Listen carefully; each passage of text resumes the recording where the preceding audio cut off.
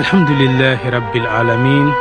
وأصلي وأسلم صلاة وتسليما يليقان بمقام سفير الأنبياء وإمام المرسلين سيدنا محمد وآله وصحبه الكرام. وبعد مستمعين الكرام، السلام عليكم ورحمة الله تعالى وبركاته. الحمد لله رب العالمين. أمي الله تعالى تندو كبركة كوالي نماندو أنسكو دمجرالا وكفة أمبان كالفا سباينا سابولا أتي كالفتين وكفة أمي سوليك تدو نفس منتكا نوي محمد صلوات ربي وسلامه عليه. أمي الله تعالى دل على كان نفنا هرمي جين أن اللاهرة. أمي الله تعالى دل لمنيا أني ستراني غرجغ نيوما على كادي أنام بدن سلامه بلا جليما. أمي الله تعالى دل سمولو توتيمه على كايرا أنكنمانا. أمي الله تعالى دل على كجمانين فتنة دوكا هيرلا أنيرنو فتنة على كو دوكا هيرلا. الله كان شيتو جانفالا على كان شيتو نمرلا على كاللبانكو يمان دام بما كان كفو لبا أرجنا كنو على كو كاني على كرا هرما كما صلاة بركة كما صلي على محمد. ولانغا ولانت مننا أيا يراكفو على كرا صلى الله عليه وسلم. الله تعالى ينمر يكاندو دي أما قرآن كنو نوي سورة المدثر وكما ينمر يكاندو نو أن ينمر يفلو أيا يرا ولانت مننا الله تعالى كو يا أيها المدثر قم فأنذر. محمد ولي إكا سنسرانيك وكما أولا إني مني أياندا دو أولا نمر يفلنا وربك فكبر. محمد ولي إكي دباما إكا بنيا أولا إني مني أياندا دو أولا وثيابك فطهر. نمر يسبنا محمد إكا فيني سانيا وكما أنغا ولان جورا ونمر يسبنا إندلا ني الله تعالى جناناي وكما أمباتا ويورو كلينا. أمي الله تعالى دلي على كفهم يلكو نماندي أنا بدل سلامه بلا جليما. نمر يسبنا نودي على كراكا فيني سانيا سانيا لي نيرا لايني نوي فيني سانيا لي ودي على كراكا دانسيكي سانيا لي لا فاركولو كوكانا ني فاركولو كونونا aka kila ka danse ke ayran ni saniyali la ani danfɛnw bɛɛ ni saniyali la ka bɔ ɲaami ko bɛɛ lajɛlen ma ka bɔ nɔgɔ ko bɛɛ lajɛlen ma ka taa se hakɛ ma adamaden bɛ se k'a yɛrɛ kun saniya cogo min hakɛ min na Allahu taala ka hinɛ suma na ani Allahu taala ka tanga ani Ala ka kanda an'a ka nɔɔrɔ kɔnɔna na fo kira yɛrɛ ka taa laban ka kɛ misaliw la kɔrɔtalen ye danfɛn bɛɛ lajɛlen ni ɲɔgɔn cɛ.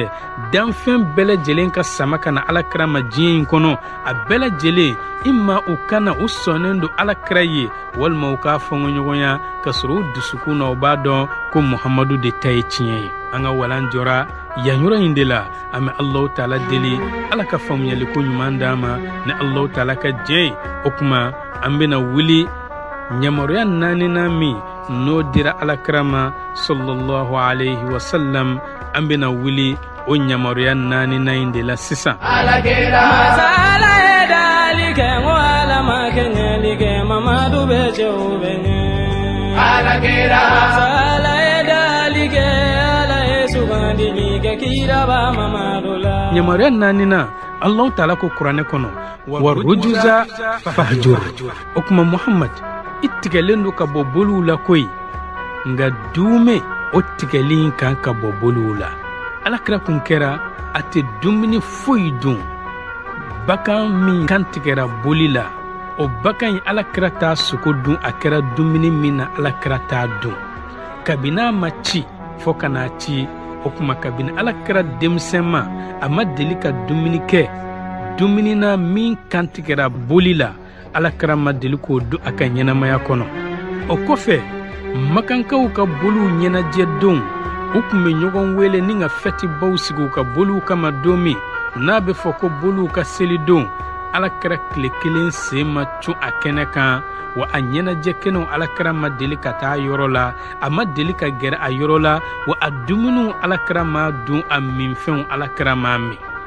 i k'a dɔn alakira ka lamɔli yɛrɛ waati kun fɔlɔ alakira kun bɛ boli de ka bɔ nin boli ninnu ɲɛ sabula kalon don i k'a dɔn foyi kun tɛ dugumakolo kɔ kan min kɔniya ka bon alakira yɔrɔ ka tɛmɛ boli ninnu kan fo kana se hakɛ la ni a ye kafiri ninnu kalikan mɛn Lata la ani Uzza ani Manata ni Hubaliw la i k'a dɔn alakira yɛrɛ kun tɛ se k'a tulo majɔ k'a lamɛn a b'a dekun a b'a ni tɔɔrɔ cogo min o kuma i k'a dɔn alakira a dumina nin kan Allahu Taala ye a yamaruya i tigɛlen don boli ninnu na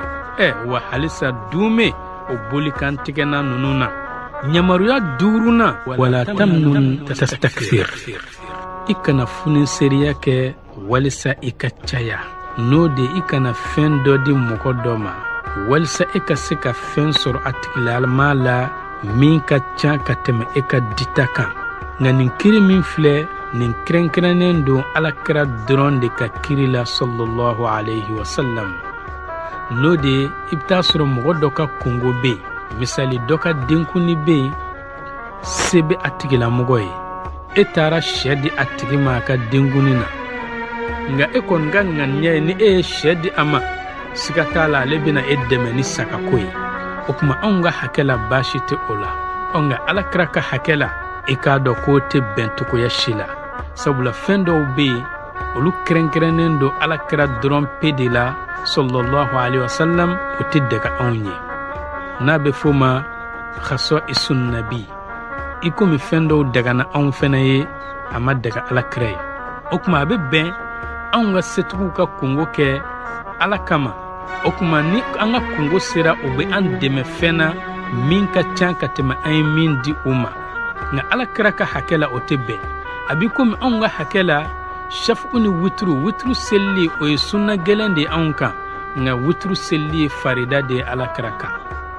a b'o cogo la anw ka hakɛ la anw bɛ se ka muso 4 furu nga haramu don anw ka tɛmɛ 4 kan fɔ n'an ye 1 bila o ka idda ka ban an ka sɔrɔ ka dɔ wɛrɛ ta nka alakira ale bɛ se ka muso furu fɔ ka caya ka tɛmɛ o kan o donc alakira fɛnɛ a tɛ bɛn ale ka muso dɔ furu sa ka dɔ fara jate kan jate min ni Allahu Taala y'o sigi a ye nga anw bɛ se ka dɔ bila ka dɔ kɛ k'a remplacer o kuma nin n'a ɲɔgɔnnaw fɛn dɔw olu dagalen don alakira ye i komi alakira bɛ se ka muso furu ka sɔrɔ furu nafolo tɛ a la alakira bɛ se ka muso furu ale yɛrɛ de bɛ muso ka denfaya kɛ ale yɛrɛ de ye muso cɛ ye o kuma ale yɛrɛ de ye fan bɛɛ mɔgɔ ye o kuma nka anw tɛ se ka o kɛ o la Allahu Taala ko alakira kana fɛn di mɔgɔw ma ni nka caman nata k'a fɔ k'u b'o kɔfalen kɛ ni o ye sabula alakira yamaruyala de ni juguw la cɛnyi ani ladabuw la kɔrɔtalen ye o kuma a tɛ bɛn alakira ka fɛn dɔ di walisa k'a ye k'a fɔ ni karisa bɛna nin fɛnɛ dɛmɛ n ka kungo la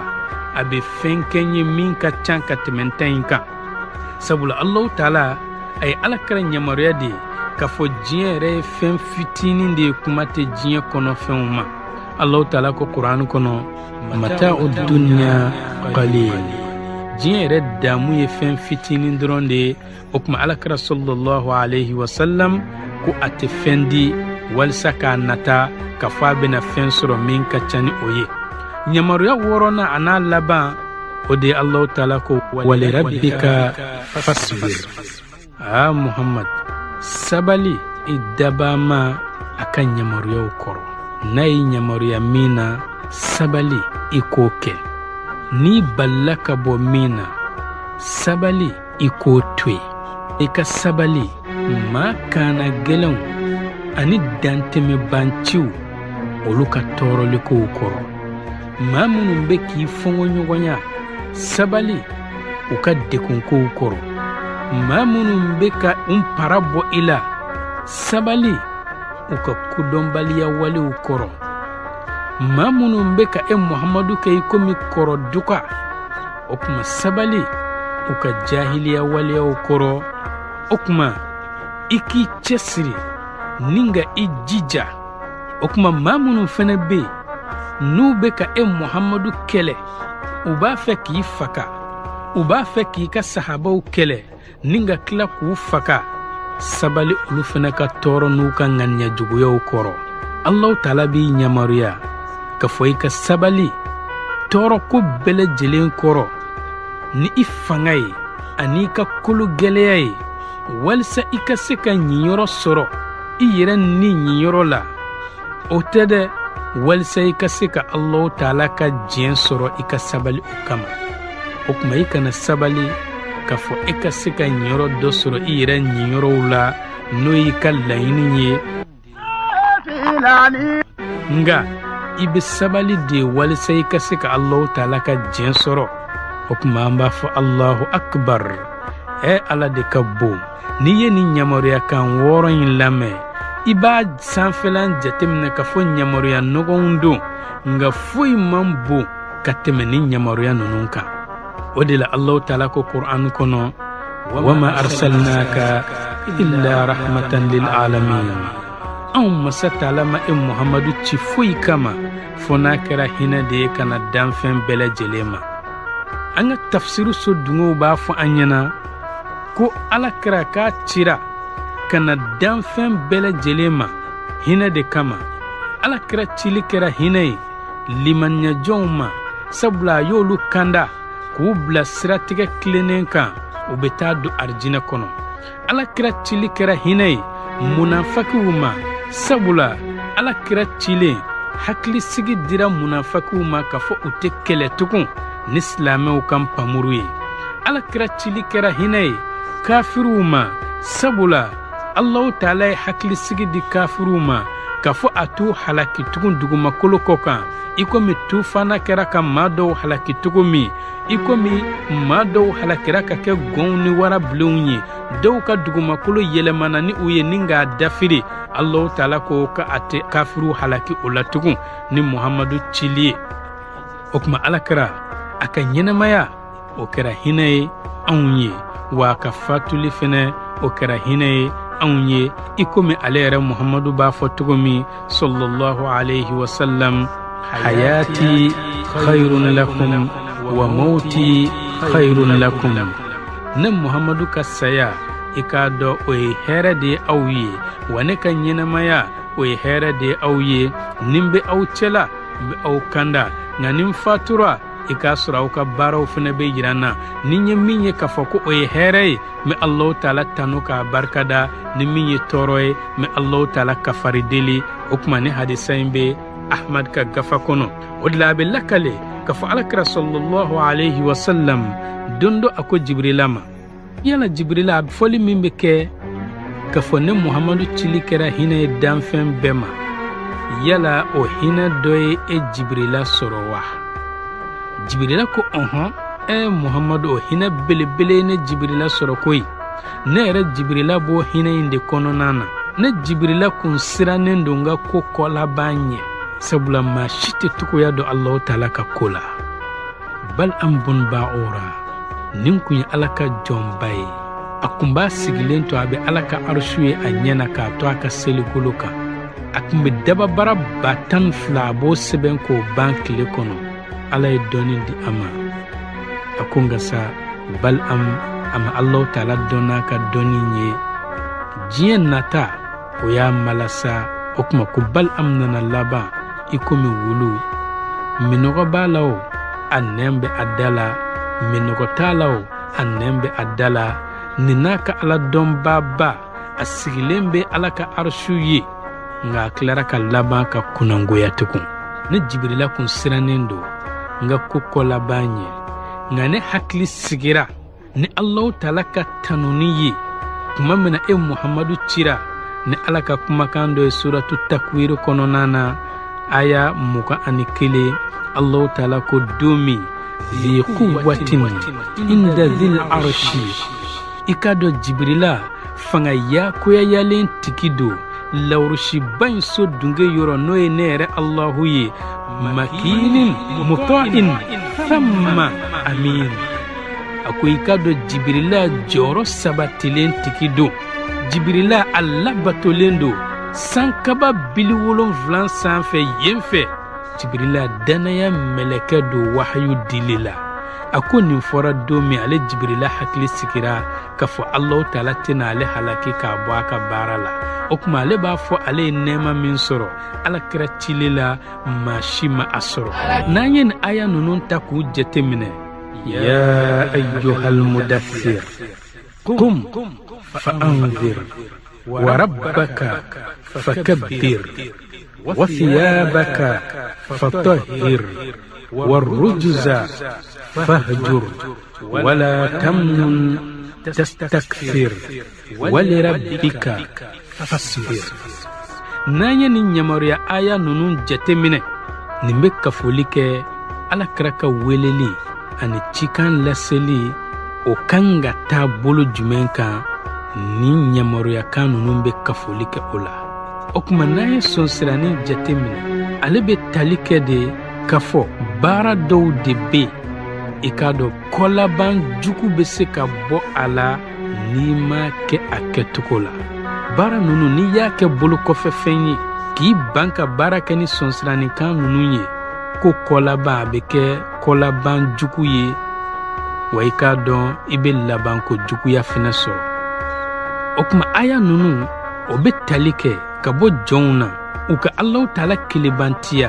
kelebantiya bangenen na,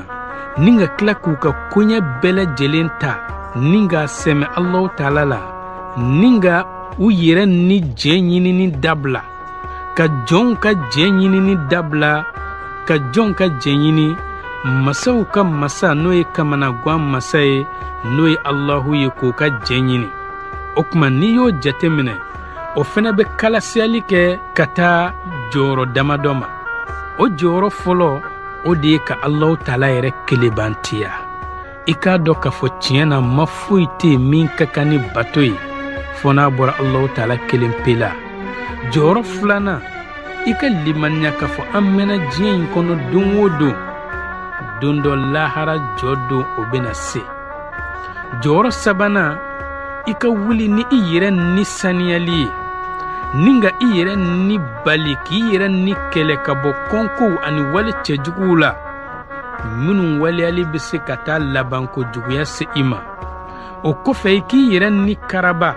ni ka fasamantiya baaraw kɛ ani ka waleyaw kɛ minnu bɛ e yɛrɛ ka ɲɛnɛmaya n'i ka adamadenya dafa i bolo, ani k'i yɛrɛ kun su ka kɛ hɛrɛ baaraw kan. A jɔyɔrɔ naaninan, o de i k'i ka ko bɛɛ lajɛlen ta ni k'a sɛmɛ Allahu Taala la, a fitini a n'a kumaba. A jɔyɔrɔ duurunan, o de nin bɛɛ lajɛlen min filɛ ko nin bɛɛ bɛ kɛ de i limaniyalen kɔfɛ ni Muhamadu ka cidenya a n'a ka nabiɲumanya ye, ka tila ka baara kɛ Muhamadu ka ɲɛmɔgɔya duguma min ye hakilitigiya ɲɛmɔgɔya ye, ni ka tila ka i ɲɛsin Muhamadu ka ɲɛsinyɔrɔw la, a ye ɲɛsinyɔrɔ tilennen minnu yira i la. O kɔfɛ aya in a bɛ yenge ni ka kafoli kɛ welelikan dɔw la minnu bɛ bɔ masa fɛ sankaba bili 7 na. O welelikan ye mun ye? Aya ninnu b'a yira k'a fɔ Alakira a k'a yɛrɛkun fosi ka bɔ sunɔgɔ ma, ani ka bɔ birifini biri ma, ani ka bɔ lafiya ma, ni ka wuli ka taa ɲamariyaw la belebele ma, ɲamariya min ni o de bɛ ka Alakira kɔnɔ, ni ka doni ta, doni min n'a ka girin ni o de labɛnnen don ka Alakira kɔnɔ, ni Alakira ka tila k'a cɛsiri ka sɛgɛn ani ɲani ani dekun bɛɛ lajɛlen kunbɛ ɲɔgɔnya. Allahu Taala ko kira ma, kum Muhamadu wuli, i k'a dɔn sunɔgɔ kuma o tɛmɛna, lafiya kuma o tɛmɛna. Nin kɛlen na Alakira wulila. Alakira ma wuli a jɔlen don ni ɲamariya ninnu kɔfɛ a ka ca ka tɛmɛ san 20 kan. Alakira ma lafiya yirisuma kɔrɔ tugun, Alakira ma sisiyɔrɔ ɲuman na tugun, Alakira ma balo a yɛrɛkun kama tugun, a ma balo a yɛrɛ ka nɛɛma n'a yɛrɛ ka lafiya kama tugun, Alakira ma balo a yɛrɛ ka denbaya dɔrɔn ka lafiya kama tugun. Alakira wulila a bɛ ka tali kɛ a kamankun na, danfɛnw kandali doni girin na, ko fo aka danfɛn bɛɛ lajɛlen kanda ni k'a bila siratigɛ tilennen kan a doni foyi tɛ min ka girin ka tɛmɛ nin doni in kan. O de la Sheikhu Fazazi b'a fɔ an ɲɛna naha an hawa dunya wa haqqara amraha. Alakira a yɛrɛkun ni bali ni ka bɔ diɲɛ bɛnjakow ma ni ka diɲɛ ko bɛɛ kɛ konin ye. Tiɲɛ don fɛnɛ diɲɛ ko bɛɛ ye konin ye min ma kɛ Ala ko ye. Diɲɛ bakan gɛnyɔrɔ n'o y'a bin nɛmalenw a gazɔnw a nakow a damukow Alakira ye nin bɛɛ kɛ bana de. Wa alqama tamraha diɲɛ tamarow a n'a dumuni dumanw a n'a jiriden dumanw Alakira y'olu kɛ i komi basanzɛrɛni kunaya fɛ. Wa nabadha ushara'a Alakira ye maa tantan caman de kɛru. O ye maa jumɛnw ye yudiruna khamraha diɲɛ gulɔ vɛriw a n'a minfɛn dumanw minnu bɛ adamadenw bɔ o hakili kan k'o ka Ala kow tiɲɛ minnu bɛ k'o wɛriw munumunu o ni ɲɔgɔn cɛ. Zakat nara uzahum uza tasuma min kun mɛnɛnen do kafiru ni ɲɔgɔn cɛ. Fa akhmada jamraha Alakira nan'o tasuma kami duga ka bɔ ye. A y'o duga ni mun ye husamu nin pamuru ye bi aymanil malaiki yushhadu. On pamuru ninnu bɛ daja ni mɛlɛkɛw bolow de ye. Nabiyul huda i k'a dɔn n'i ma Muhamadu dɔn ale de ye kanda nabi ɲuman ye. Qamal ilahu binasri Allahu Taala yɛrɛ de wulila ni k'a yɛrɛ kun sogolaya ni Alakira dɛmɛli ye. Wa shadda bi ruhil qudusi binyata azri Allahu Taala ye Alakira kɔ giriya ni ka Alakira kolo gɛlɛya ni sanuma ye n'o ye Jibrila ye ni ka Alakira kɔ sinsin ni o ye. Fala malakun mɛlɛkɛ foyi ma kɛ masakɛ foyi yɛrɛ fɛnɛ tɛ illa qadruhu duna qadrihi fo k'a sɔrɔ o jɔyɔrɔ bɛ Muhamadu jɔyɔrɔ duguma. Zawul muluki danu khadi'ina li amri masakɛbaw ko ninnu bɛɛ lajɛlen nana laban u majiginen do Alakira ka yamaruya kɔrɔ. Falam yabqa batriqun walam yabqa jihbadhu i k'a dɔn Romainw ka masakɛ foyi ma to fo k'a sɔrɔ olu de majiginen do Alakira kɔrɔ. Wa i k'a dɔn Fursuw ka masakɛ foyi ma to ye fo k'a sɔrɔ o majiginen do Alakira kɔrɔ. Nin ye yamaruyaw ye Allahu Taala ye yamaruya minnu di Alakira ma. Alakira a bɛna wuli ka weleli daminɛ sisan. O kuma weleli in yɛrɛ a munumununa cogo di? Weleli in yɛrɛ jɔyɔrɔ jumɛnw bɛ a la? Alakira ye weleli kɛ ka taa danfɛnw ma jɔyɔrɔ 3 ɲɔgɔnna la. A jɔyɔrɔ fɔlɔ o de ye Alakira ye weleli kɛ gindo la san 3 ɲɔgɔnna. A b'a dogo ka don e kan ka i wele ka taa Ala ma. Ka tila k'a dogo ka taa don karisa kan. Alakira kun bɛ maaw wele dogodogonin na san 3 a y'o ɲɔgɔnna kɛ o la. O kuma san 3 dafalen Allahu Taala ye yamaruya di fasda bima tu'mar. Alakira bangeli kɛ fɛn na Muhamadu bɛ ka yamaruya min na n'o ye weleli ye. O kuma weleli jɔyɔrɔ 2nan nana o de ye ka weleli bange makankaw ni ɲɔgɔn cɛ. O daminɛna Alakira ka nabiyumaya san 4nan ka taa bila nabiyumaya san 10nan laban na. Alakira y'o kɛ makan kɔnɔna na a bɛ ka maaw wele bange la. Weleli in tɛ dogo tɔɔrɔko ni dekunko minnu y'u sɔrɔ o y'olu bɛɛ di Ala ma. O kuma weleli jɔyɔrɔ 3nan o de ye Alakira ka weleli kɛ makan kɔ kan. O kuma weleli ka se makan kɔ kan o daminɛna nabiyumaya san 10nan laban yan fan ka taa bila Alakira ka hijira la ka bɔ Makan ka taa Madina. Alakira ye Makan kɔfɛ mɔgɔw wele o sanga la. nga min ye weleli tukuya ye ani rɔlu minnu nana kɛ Madina kɔnɔ Alakira ka hijira kɔfɛ ana kun bɛ ka weleli kɛ lahalaya minnu na a hijira kɔfɛ Madina o fɛnɛ benale a yɔrɔ la ni Allahu Taala sɔnna ka sigida in yiriwa an ye o kuma Madina fɛnɛ sigi kɛra togo min an da bena don o la nga Maka weleli kɛra étape 3 min na nin y'o 3 ye an bena an da don la kelen kelen n'o de san 3 fɔlɔ nabiɲumanya la o weleli kɛra gindo ye o kuma k'a ta nabiɲumanya san 4 na ka taa bila san 10 laban na weleli bangina Makan kɔnɔ a ma dogo o kuma k'a ta san 10 laban na ka taa bila Alakira ka hijira la ka bɔ Maka ka taa Madina Alakira ye Makan kɔkan dugu a y'olu weleli daminɛ ka na Allahu Taala ka diinɛ ma o kuma a b'i komi an ka waati yɛrɛ fɛnɛ a korona o kuma ni Allahu Taala sɔnna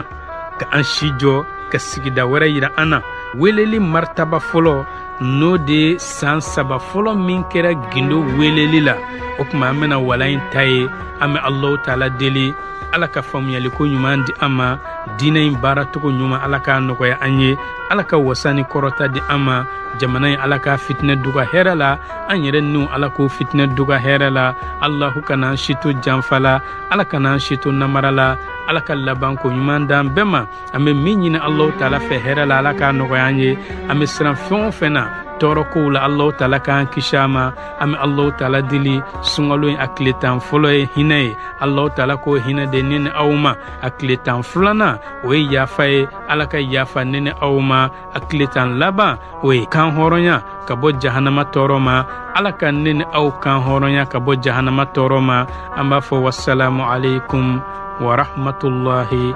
ta'ala wa barakatuh. Fasihu lisani mutahharul janan